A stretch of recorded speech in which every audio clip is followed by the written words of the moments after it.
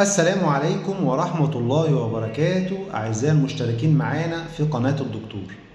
النهاردة حبيت أقول معلومة مهمة جدا لكل طبيب. دلوقتي لو إحنا عندنا مريض عنده AF أو لأي سبب بدأنا نديله كوردارون.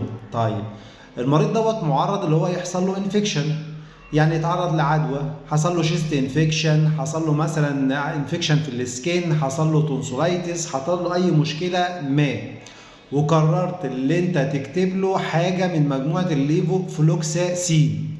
يا ريت تخلي بالك وتاخد الهيستوري كويس من المريض وتساله اذا كان ماشي على اي علاج ولا لا، لان المريض دوت اللي بياخد كوردارون وهتروح تديله حاجه ليفوفلوكساسين بيكون عرضة يحصل له كيو تي انترفال برولونجيشن، تبدأ تطول في رسم القلب، ودوت ممكن يدخله في حاجة اسمها تورسيتو بوي، وبالتالي احنا كده بنضر المريض.